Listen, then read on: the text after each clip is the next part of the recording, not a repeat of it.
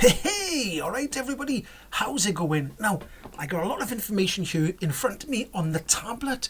It's all to do with the SMMT data for December 2024. Now, it was leaked out, and somebody did point me in the right direction, and that's Gruff Silly Goat. Shout out for you, because you've put in the comment section a lot of information about the SMMT data that's come out early. It comes out officially tomorrow morning, Monday morning, but it's on the Electrifying website. This person in the comment section, Gruff Silly Goat, has given me a lot of information, and Andy Palmer's been talking about it on Twitter and other places. So before we go any further, it's not good news if you're anti-EV. If you dislike EVs, it's not good news for you.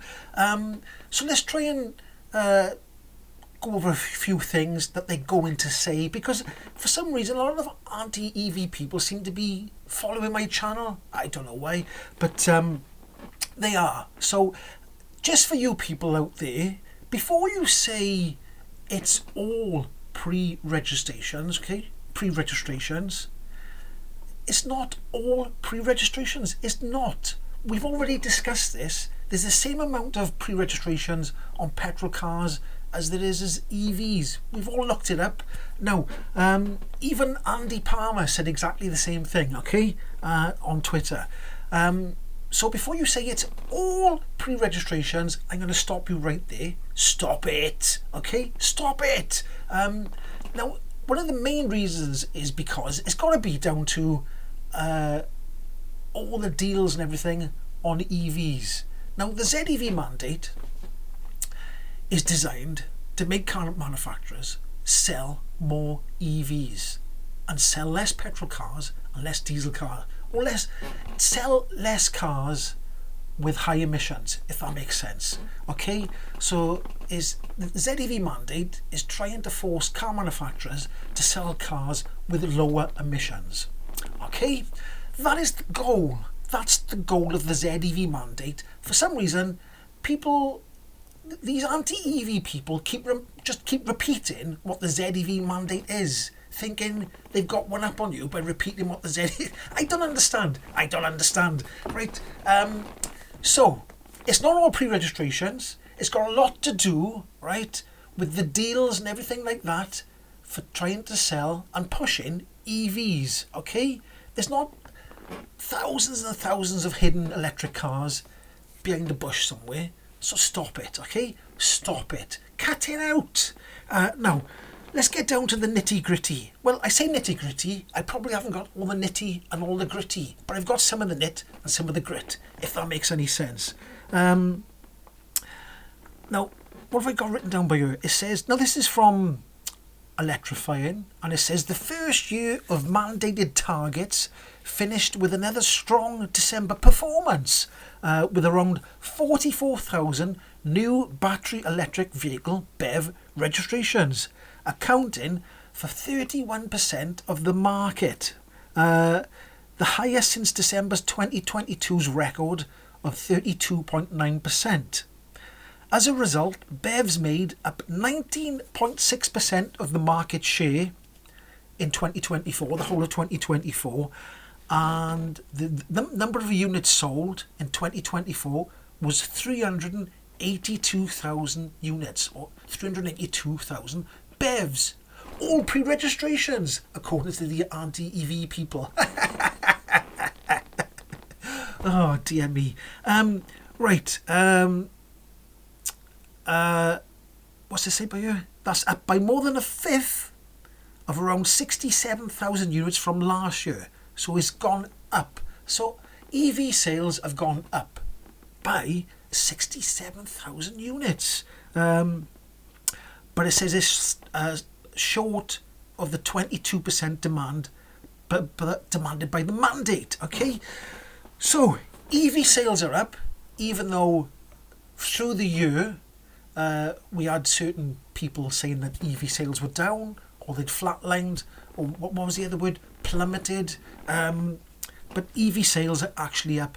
It's all pre-registrations. Oh, it's because of the BIC. they make excuses, but that's what the mandate is. The mandate, I'll say it again, the mandate is to force car manufacturers to sell cars with lower emissions. That's what the mandate is. So the mandate works.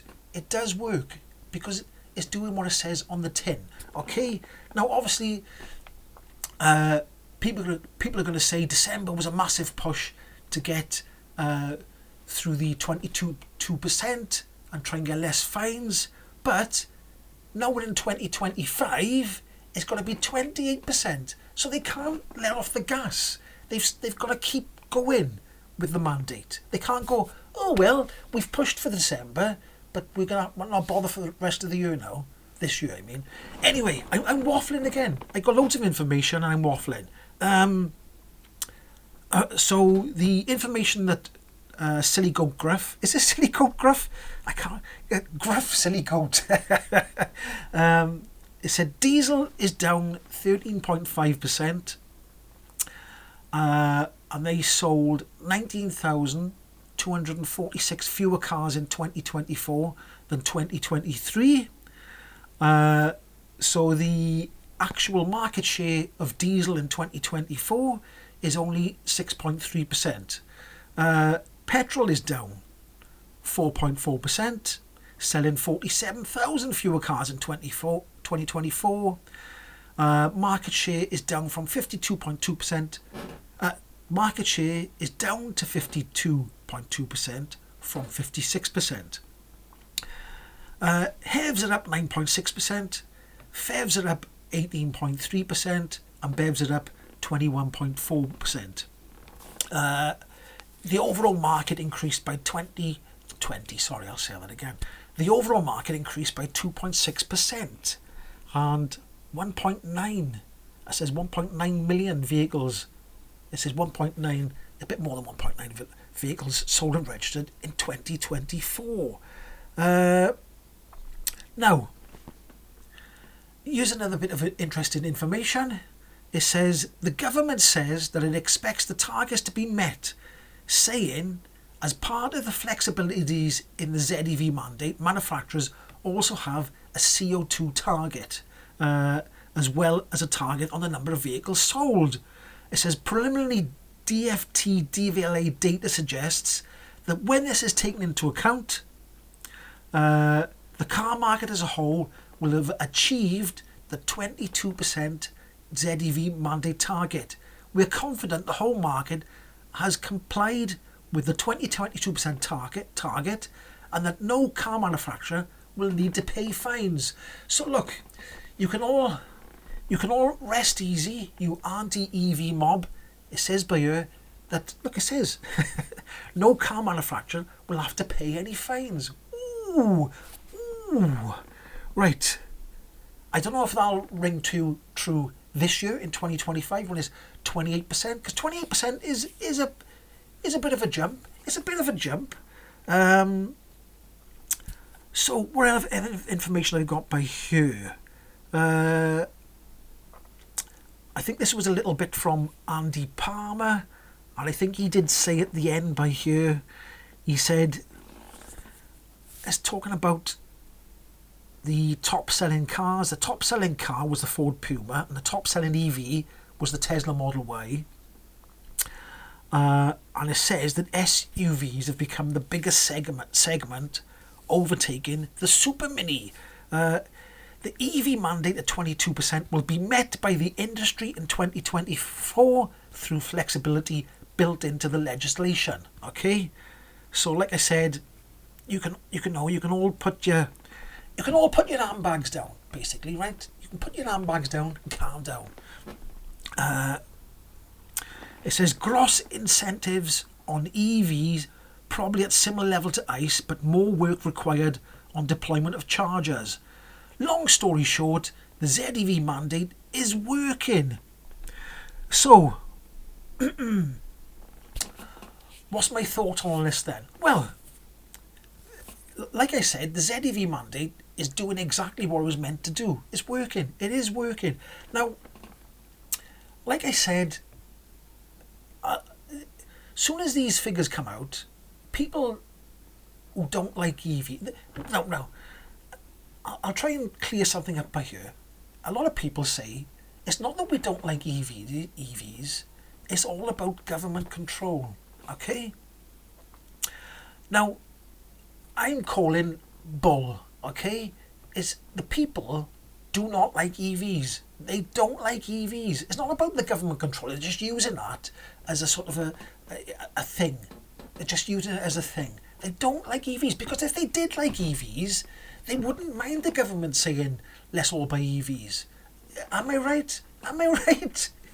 Because if they did really like EVs, then they wouldn't mind it. They wouldn't mind. No, the biggest thing for me, right? This is the biggest thing about EVs. I know I'm going off on a bit of a waffle by here, okay? But the biggest thing about that is a bonus for me for EVs, my personal opinion, okay, is when you go into cities and there's loads of cars and traffic, especially I've been caught in traffic jams quite a few times in 2024 or 2023 or wherever through my life. And when you're stuck in a traffic jam, you basically, the air is like exhaust emission pea soup. You're basically breathing in all them fumes when you're stuck in a big massive. I was stuck on the A470 for 45 minutes and you could taste the fumes.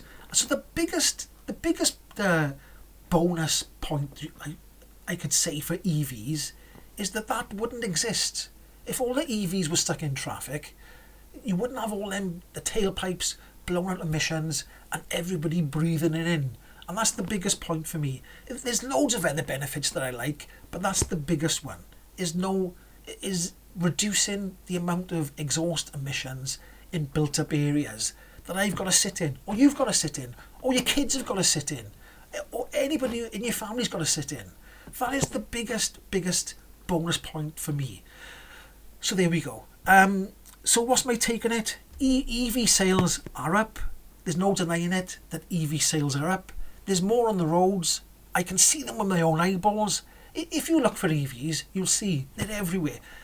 I used to play a game called Counting EVs. I can't play that game anymore because I can't count past 10 fingers. No, I can't play that game anymore because there's so many EVs that I just can't count them anymore. It just is too many. So that game is over now. Now, one day, in the distant future, you might be playing the game Spot a Petrol Car. Oh no, maybe little bit earlier, Spot a Diesel Car. That might be the new game in a not so distant future. Is there any other figures? I haven't got the whole figures, but the gist of it is that EV sales are up, petrol sales are down, diesel sales are down. Now, another person might jump in and say, well, there's not as many there's not as many choices for petrol and diesel cars anymore. This is true. This is true because car manufacturers, right, are trying to do the ZEV mandate. I keep explaining this all the time. Car manufacturers are trying to comply with the ZEV mandate, and that's what the ZEV mandate is supposed to do. That's what it's supposed to do. It's doing what it's supposed to do. So, with that being said, if you did like my waffle, don't forget to give this video a like, subscribe, comment down below, and I'll catch you in the next one. Ahoy!